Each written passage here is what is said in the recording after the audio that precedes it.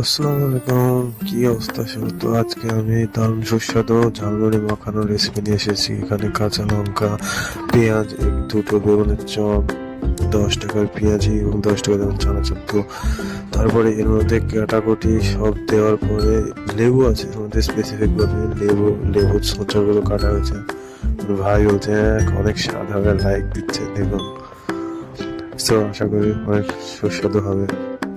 তো এরপরে একদম চলে আসলাম আমাদের খাওয়ার টেবিলে।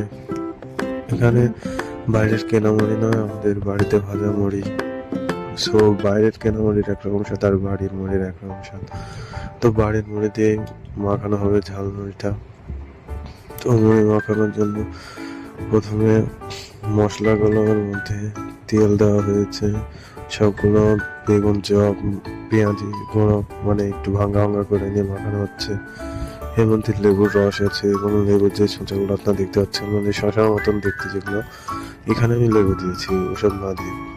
তো তারপর অল্প করে মুড়ি নিয়ে মশলার সাথে মিক্স করতে হবে আস্তে আস্তে। মিক্স করার পরে বেশি করে দিয়ে দিতে হবে। তো আমি প্রথমে 2 মুঠ মুড়ি নিলাম, মুড়ি নিয়ে এখন মাখাবো। মাখিয়ে মানে কেবল শুরু করছি যাতে ভালো করে হয়। তো আপনারা দেখতেই পাচ্ছেন বড় একটা গামলায় মাখাচ্ছি অল্প অল্প করে। ভালো করে মিক্স না করলে স্বাদ পাওয়া যাবে না। লবণ টবণ সব পরিমাণ মতন দেওয়া হয়েছে। তো এখন ভালো করে মুড়ি মাখানোর জন্য বেশি করে মুড়ি দিয়ে দিচ্ছি।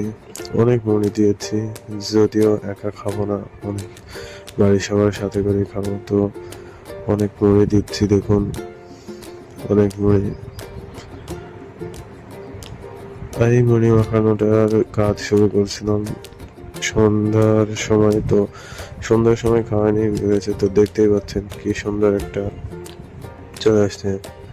একটু মুখে দেখে দেখলাম, ও খুব স্বাদ। তো এইভাবে আপনারা বানিয়ে নিতে পারেন বাসায়।